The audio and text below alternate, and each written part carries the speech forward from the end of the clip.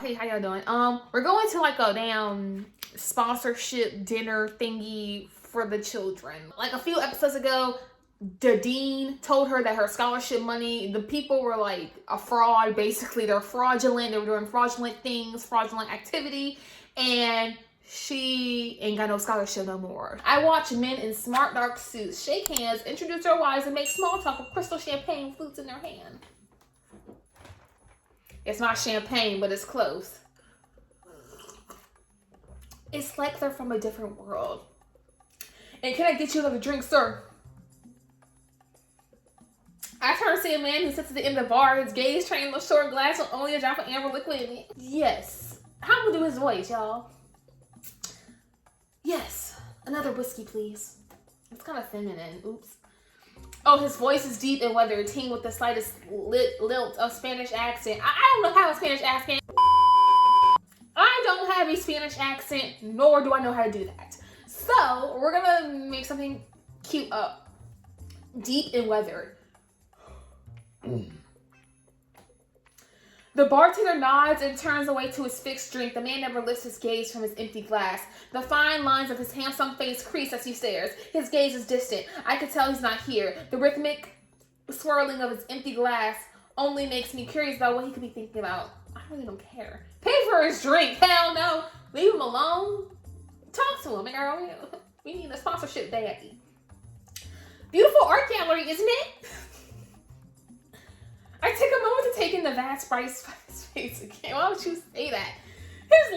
He lifts his gaze briefly and puts the short breath down his nose.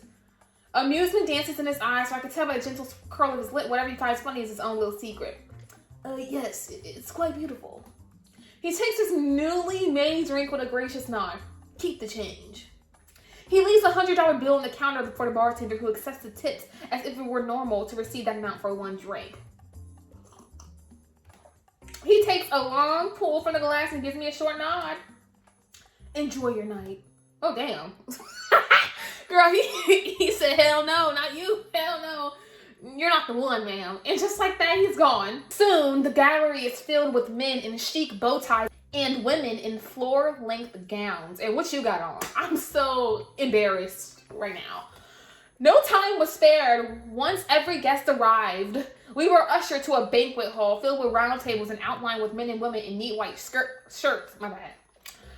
I was sat at a table with the other unfortunate students who lost their scholarships. I recognized a few of the kids at my table, but they weren't anyone I considered myself close with. We all murmured amongst ourselves, trying to understand what could have happened with the bitter buy fund for it to lose so much. Because they're frauds. They were doing fraudulent activity. I heard the president of the foundation literally just blew it on spirit dust and hookers. Okay. I thought they were just bankrupt. They mismanaged their funds. Whatever it was, they really effed us over. At least let us graduate. Hell yeah! I should at least get some intel before talking to these donors. Dinner's almost over. Ask about the best donors, ask about the worst donors, or never mind. Girl, who the best donors is? So, who do you guys think would be the best donor to approach tonight? Well, it depends on what you're looking for. Like, I know the easiest guy to probably talk to is Andreas, since I heard he's not as bad as everyone makes him out to be. Oh, that's not even true. He literally has blood on his hands. You can't be a nice guy when you do shit like that. Okay, well, like, compared to someone like Clayton, though. Oh, you're right. I heard a lot about him. Really? Like what? He's a sleazeball. Like, he thinks people are disposable, but I guess when you're that rich, people are disposable. Yeah, at least Andreas isn't an outright dick. Ask about the worst donors. Okay, who do you guys think we should steer clear from tonight? Like, who's someone we're talking to? Yeah. I don't know. I think they got a good lineup tonight. Except for Rob and Dina Foley. Oh my god, they're so fake. I was talking with them earlier. Oh my god, I saw that. There sounds like a vid talker or something, right? Yeah, Lucky Luke. What the fuck? His parents. Lucky Luke. Oh! How are you not believed? But anyway, his parents are so weird to talk to because all he did was try and flex on me about how much money they have. Like, I know they're rich guys. Give me your money so I can graduate. He's funny. Who is that? They're funny. Like, I like this group. Were you talking to the Danishes earlier? Yeah, I started to. They were okay. Michaela was kind of cold, but Paul was easy to talk to. I got the vibe he didn't want to be here, but I could be wrong. I like this conversation. That's so cool. Oh my God. I'm in two different minds. I think I've asked enough. I made a mental inventory of all this gossip. Hopefully some of it will come in handy. Okay, I need to remember these people's names. And so I'd like to conclude by asking our two most prolific donor families to please stand up so we can all properly express our thanks and gratitude for their generosity. Mr. Clayton Montgomery. Clayton Montgomery, as in Bryce's dad. Yeah, you your daddy's son. I mean, you look just like the crackhead little boy your son is. The man emerges from his table at the front. A toothy grin breaks out across his face as he does. Mirth plays in his gaze as he raises a hand in a showman's wave around the room. I see the resemblance to Bryce, but not his features as so much his body language. He's confident, in control, and ultimately at ease with that command over the room. Maybe it's his age or experience, but Clayton exudes a self-assurance that doesn't quite come off as cockiness the way it would with his son. And Mr. Andreas Arroyo. On the opposite side of the room, another man stands. Oh, that's the man we talked to, the guy from the bar, okay. Oh yeah, because they beefing. Yeah, like, Bryce's daddy and him, Arroyo, they like own or something with the school. It's something about the school. It's something about the whole city, the goddamn city, to be honest. It's something about that. Like, they own most of it and they beefing over something. I don't even know what exactly, but I mean, I guess who has more control over the area? I don't know. For Clayton, it's a challenge. For Andreas, it's an offense. Ooh, okay. Football. Applause dies down and D. Monroe finishes his speech with his host. My table raises our flutes of sparkling cider while everyone raises their champagne. Can we talk to the people? Damn. Oh, missed my chance. May you all have a wonderful rest of your evening. I set down the sparkling cider along with everyone else at the table. It's not long before the students from my table disperse to a crowd of wealthy donors. I guess I better put myself out there. Oh, who is that? Oh, that's Sean. Oh, that's his son. That's Arroyo's son. We never met him, but we did come across him at the cafeteria like a few episodes ago. Him and Bryce was finna scrap in the cafeteria. Ghetto. Like, come on, y'all. Who fights in the cafeteria? Who does that? Of course, the food's untouched since we all have stuffed ourselves with a 5-course dinner, but judging by the way it's decorated and overflowing with grapes and cheeses, it's just for show. I guess it makes sense that he's here since his dad is. He looks a little out of his element, though. He's not talking to anyone, it seems. Well, I'm not talking to you, so... I wonder who I should talk to. Sean, Clay, D. Monroe. We're not here for you, Sean. We're not here for you, D. Monroe. We're here to get a donor. So, I don't like Bryce, so I'm not talking to his daddy. I'm gonna go do Andreas. I'm gonna go by him. I made my way to Andreas just to see Bryce from his seat at the table. I probably did a total fool of myself earlier at the bar. It won't hurt to try and redeem myself. Because we're not embarrassed girlies. In one rehearsed movement, he rebuttons his dinner jacket and smooths down the dark material. His eyes look at me just as I reach him. A subtle twitch in his features signals a contained surprise. Oh, hello again. Hey, listen, I'm so sorry for bothering you earlier. I didn't realize who you were. He holds his hand, shaking his head. Please, don't apologize. You were clearly new to Sugardale. There's no way you could have known. Okay, damn. I'm clearly new. That's why you don't know me. Cocky, don't like him. Regardless, it's a pleasure to meet you. Oh, Gigi. Pleasure to meet you, Gigi. Now, what can I do for you? Flirt? Bring up Sasha? Anybody want to flirt with him? His old ass. Anybody want him?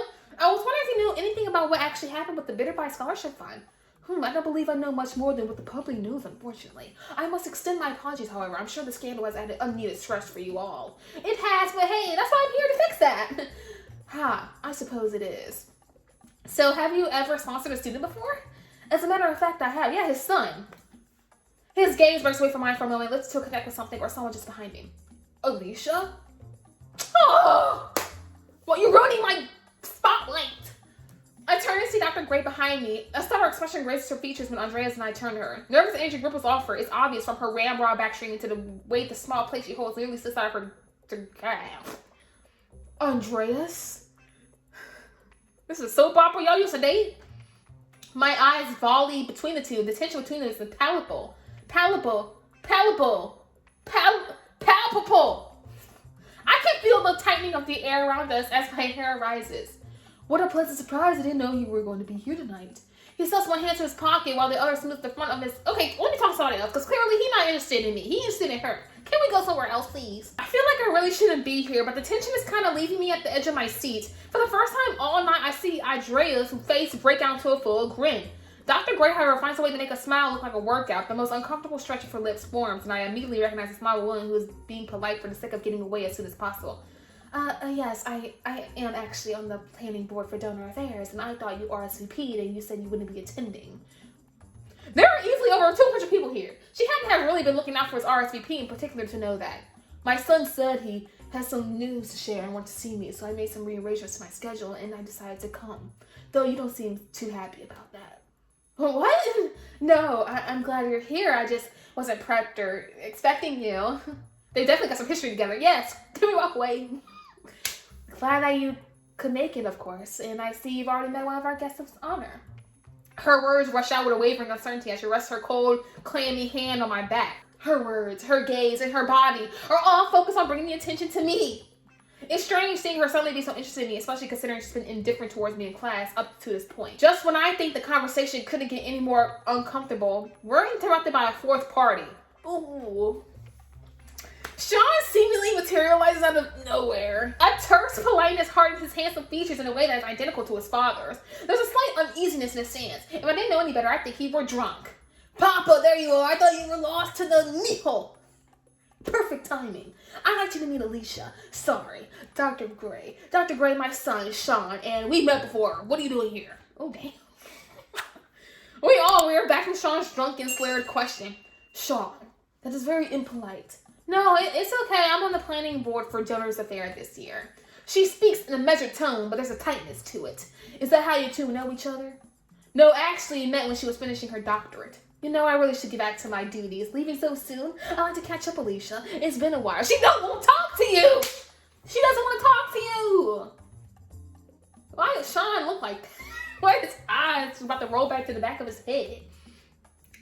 I couldn't steal Gigi's thunder. It's her night after all. Haha, you already did. I need to go. Okay, bye. Alicia, are you okay? You're making her sick. I'm so sorry. I must have eaten something off. Pleasure me seeing you all. Excuse me. She rushes away from us, disappearing to what I can only hope is a restroom. I look up to Andreas, who doesn't seem to have any better of an idea than I do about their weird exchange. I should, check up on my son. Yeah, of course. He fell after Sean, disappearing into the crowd and leaving me alone to wonder what the hell just happened. What? Oh my god. What the hell? Well, clear the air, they're finna rob us. They're about to rob us. Confused murmurs and hurried, hushed tones fill the cavernous museum space, and I feel my pulse launching to my throat. Saturday night echoes in my mind as the crowd around me starts to simmer with alarm. Is this a part of the event? Girl, what kind of question is that? Like, obviously not. Y'all think they doing this for kicks? This seems a little too experimental for that to be the case. Looks like the Arroyos have forgotten to pay the light bill. What a tacky ploy. Oh god, not again.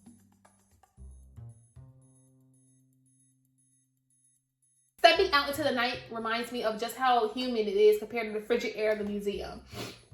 Police lights flashing against my skin, red and blue and white as the only car parks idle outside. I watch as the crowd slowly thins out. Their voices carry through the humid post-rain air. A mixture of disgust and relief and judgment paint their words as they retrieve their luxury cars from the valets. Unbelievable. Could you imagine Montgomery allowing something like this to happen? It simply wouldn't. Is this really the kind of event the school runs now? They've really gone downhill since I graduated in '78. No donor, we're still broke. The day's been moving at a glacial pace, but after all the excitement from last night, I'm thankful for the quiet day. I'm waiting for Dr. Gray to appear for my last class of the day. She's usually pretty punctual. What's going on? After waiting any longer than expected, she finally arrives. Upon first glance, she might look like her normal self, but small things seem to be out of place for her. Okay guys, sorry for the tardiness. I need a moment to set up here. Get started on this quiz, please. She hands out a stack of papers as she scrambles to get herself together. I turn my attention to my paper and start to answer the questions the best I can. The word sociology is made up of two words. These are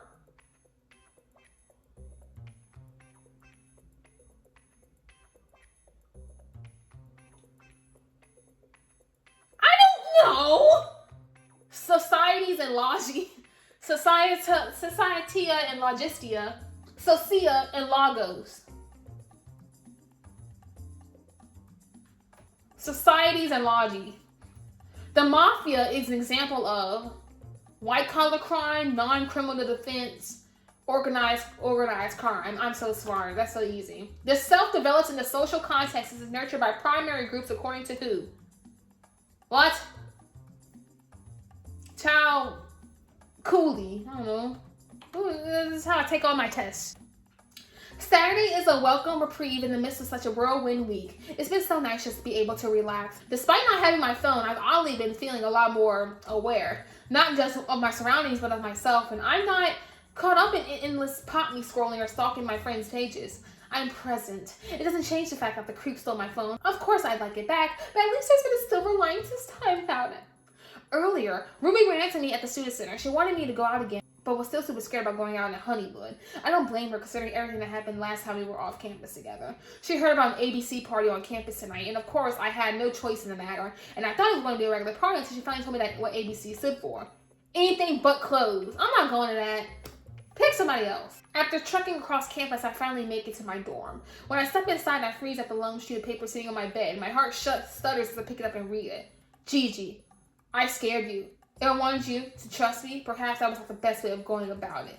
It's going to take some time, I know, but I can be patient for you. I've done a lot of self-reflection this week, and I've tempered my urges. I've allowed you to make decisions I don't exactly approve of. You're just in shock. The last time we spoke was a lot for you, and I know you'll come to your senses soon. I know I can't control it, but I can guide you, and I can't show you the consequences of your actions. I can show you the true colors and intentions of others. I don't want you to hurt, honey. I know never. I need you to see that, so I will continue to watch over you, and when I feel you're ready, I'll step back into your life. I'll help you the way you need to be helped. Please be good. If it's not for my sake, then for your own. Be wary of those who claim to be your friends. They're often the most dangerous. Child, at this point, this is a comedy. This is literally so funny to me. Anger, fear, and annoyance simmer under my skin. I know he's watching me read it now. Maybe I should show him what I think of his stupid arrogant letter. Rip up the note or don't rip up the note. Child, you need it as evidence, so don't rip it up. You can use it for the police, dummy. I don't want to make a big spectacle out of things. After grabbing a few random materials, I storm out of my room. I make my way to Ruby's, anxious to get ready for the night. The party.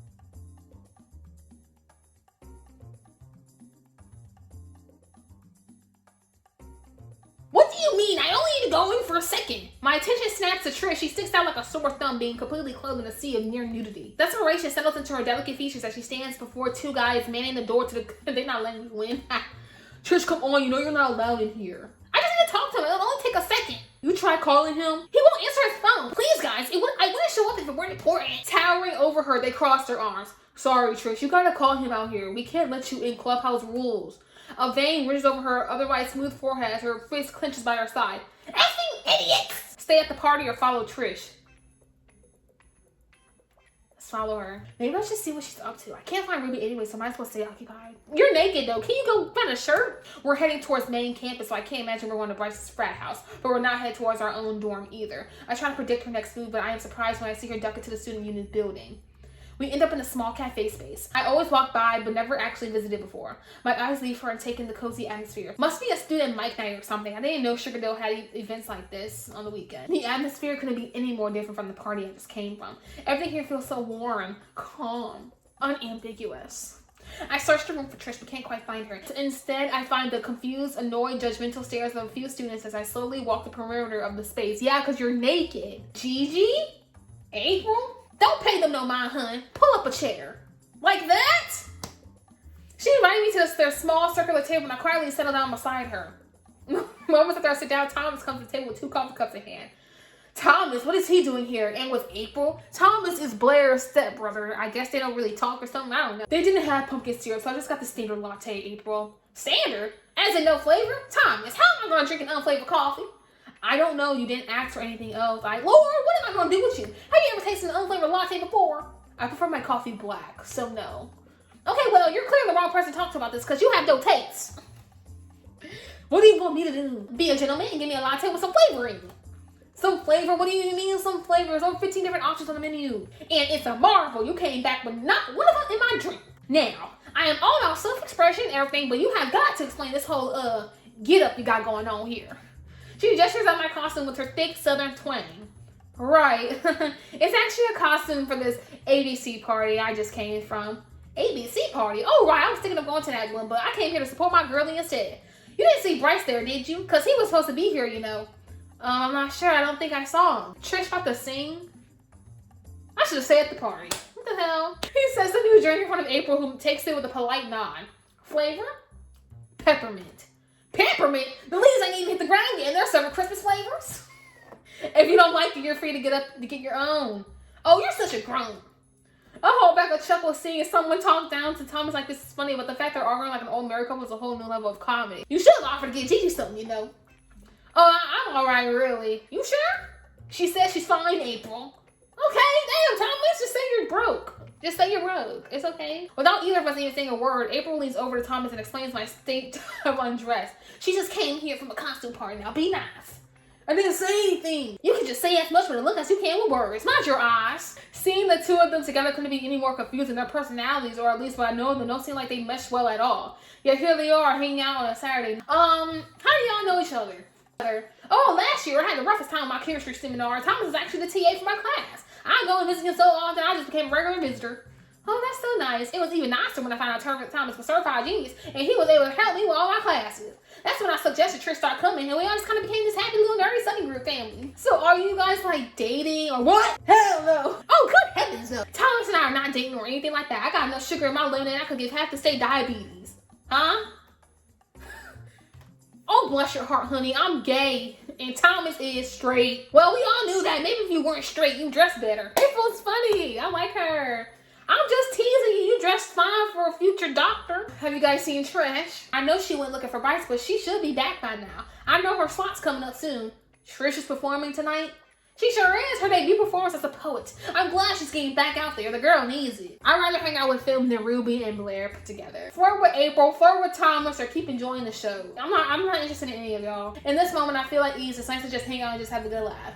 I think I see Trish. Oh Lord, she looks like she's about to lose her lunch. I'll be right back. We sit in awkward silence as we wait for April to get back. If you're not following my socials, my TikTok and my Instagram are down below, and you should like follow me. And if you're not yet subscribed, please subscribe. And thank you everybody who's been supporting me and viewing my channel, who's been sharing, commenting, everything, the whole shabazz. Thank you so much. I really do appreciate it.